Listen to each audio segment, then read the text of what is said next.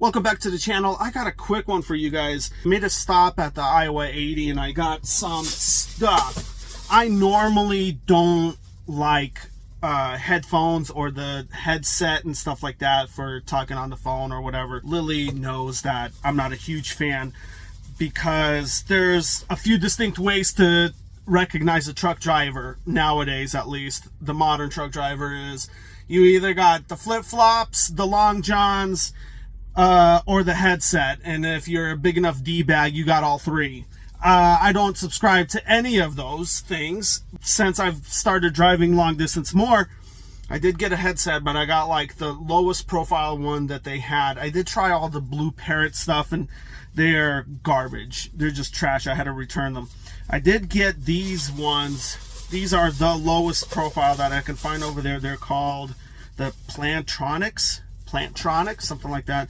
They're really low profile, and I can walk around and not feel like a douchebag if I forget them in my ear. But they are sold separate from their kind of docking area. They just come with a really long cable, which is awesome because most of the Blue Parrot stuff, you won't be able to talk while it's charging. This one came with a long enough cord, and it stays on, like on your call while it's charging. Sometimes I still end up forgetting. So what I did is I went and got their charging dock, and I was going to open it up. This stuff is not cheap, believe it or not. The headset itself was $162 after tax, and then the dock itself was $64 something after tax. But we'll pop this open so you guys can see kind of what you get if you're interested in a headset. Obviously not sponsored, but I thought I'd show you. This thing does look really cool. I got Lily one already because she needs one while walking around the house and stuff like that, and while we're talking and while I'm driving. So we'll pop that guy open and see what you get for 64 bucks plus 160 something like that for a headset.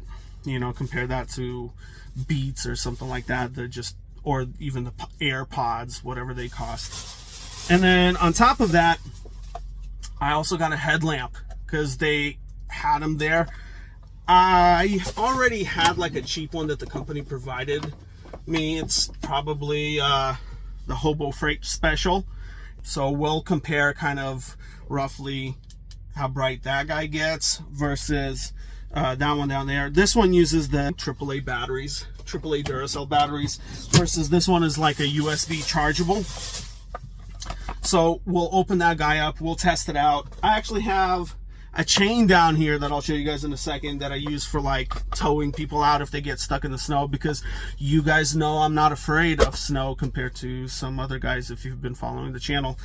So we'll open both those up, and I'm gonna see if I can find a better way to stow this chain other than leaving it down here on the ground.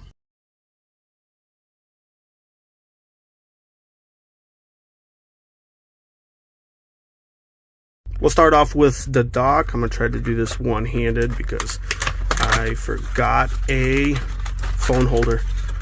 So we'll pull this guy out. Now I've already seen this, so I know that it looks pretty cool because I've already got one for Lily. Obviously she gets to do it first. So you get another cable, even though I don't need one, but still. It's nice to have. And then there's the case wrapped up pretty nicely, obviously like any decent quality electronics. I'll pull this wrapper off really quick. So that's with all of the wrapping pulled off of it.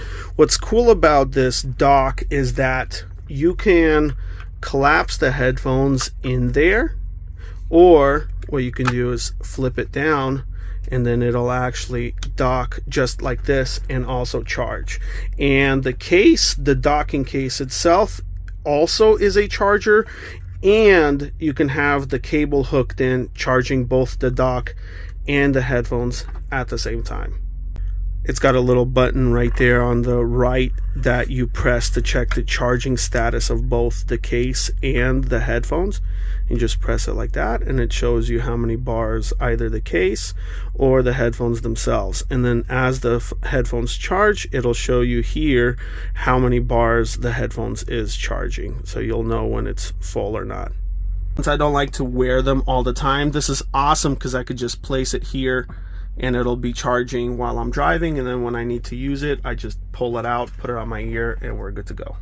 Next, we got the headlamp at $102. It's not the most expensive headlamp you can buy online, especially that go up to $230 and plus. This one, as far as, you know, what's accessible to me while I'm out on the road, not bad for $102, I guess. At 1500 lumens, compare that to like a Snap-on for 105, you're getting 300 lumens. So we'll pop this guy open and we'll go outside. It's actually dark, so it'll be perfect to test it out. We'll pop the hood and see if we can put some washer fluid in and stuff like that, just kind of the typical stuff that you would do with a basic headlamp. Straight out the box, it comes in this little plastic case, kind of like a piece of electronics, and then you get your little headband with the charger right there. Looks like it uses that new style charger, so that's going to be awesome because I need one for my phone anyway. But we'll pull this guy out and we'll see how far it's charged out the box and how bright it is. Looks like where it attaches to the headband, it's got kind of a ratcheting style mount here, so you have all that adjustability into it. Just from that, we'll see how strong these clips are, if they're gonna allow this thing to wobble out or not, compared to some of the cheaper ones where you'll set it in a certain position and then it'll flop over time. So we'll see with use how robust that mechanism is right there. And before we turn it on, it does look like it's got a high, low, and a medium light setting, so we'll try each one of those out to see just how bright this thing can get. What I was thinking was I was going to use one of these jugs and see if that chain will coil inside of here, but I don't think that's going to work. So what I'll do is probably try one of these jugs for the exhaust fluid. We'll try that. We won't have that handle, but we'll try it. So the camera is going to try to correct for the dimness, but this is on low, and then we'll turn it to medium. That's not bad. Let me adjust it a little bit right there. Go back to that low setting for a second. Medium, and then high. That's pretty substantial, actually. That's pretty impressive. Honestly shocking how bright that is.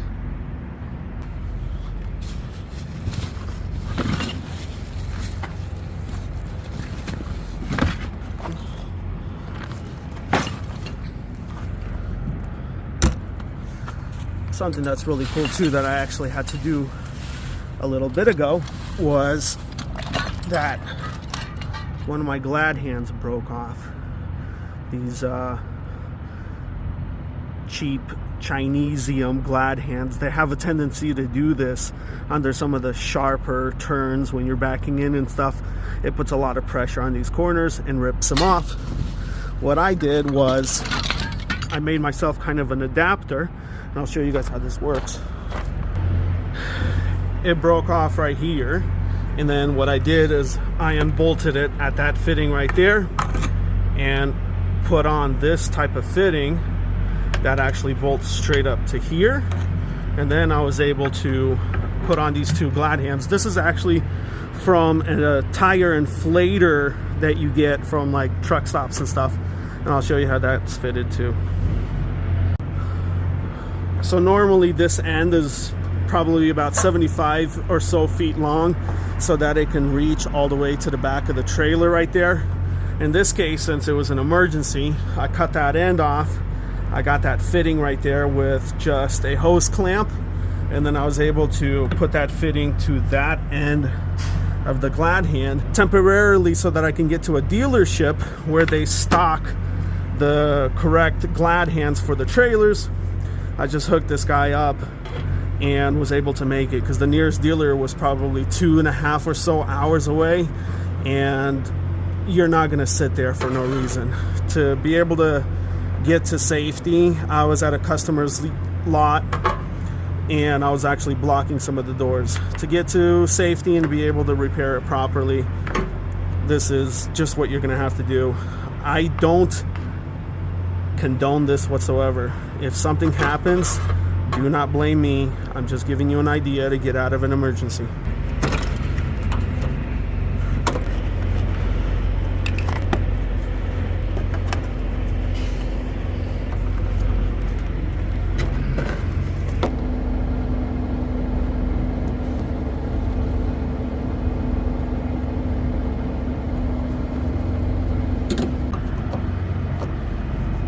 Now with this jug empty, we're gonna go over to the tools, cut out a part of it, and see how we can get that chain to fold inside here. With that top part chopped out, now we got a little bit of a handle, and we'll see if that tow chain will just wrap itself inside of there. This guy fit in there perfectly, and now I can just put it up here with all the other tools. It'll keep my floor mats clean. So I'll just give all this blowout. It's all a bunch of snow and dirt that got just accumulated onto the chain while I was using it. Whether you're a truck driver or overlander, one of the coolest things that you can have is onboard air for whatever usage you might need it, to blow up tires or even to clean out your cabins. And the usual one that you can get at like truck stops and stuff is the little gray one, and it's got the really brittle, not so flexible gray hose. This one's awesome. It is twice the price, but you get what you paid for. This guy is twice as long, super flexible. It's pretty chilly out, and it's still not too brittle. Plus, every connection that you have is quick connect, just like on a regular compressor. So you can connect it there, disconnect it there, even if you needed to.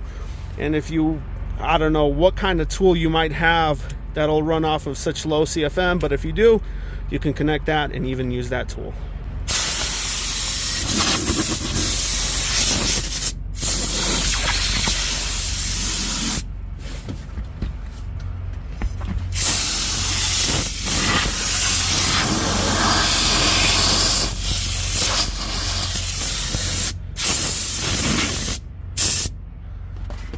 And now just a quick wipe and we're good to go. This thing has been honestly shocking. It is remarkably bright on the highest setting, and then even if you don't need that, say you're working around brighter trailers or something like that, or even at home when you're working on a brighter car, sometimes you put a flashlight and it blinds you just trying to do basic stuff. You can put it on that lower setting, turn it on, and it works great. And not too heavy, so it doesn't hang down when you don't need it to. It's got an adjustable band, obviously, so you can tighten it however much you need it to, which I'm guessing is going to work great if you're having to wear a hat or something like that. You know, always nice to be able to have options with your tools and stuff. If any of this stuff was helpful, let me know down in the comments. Any comments otherwise, questions, concerns, anything for the good of the order, go ahead and leave it down below, and we'll catch you guys on the next video.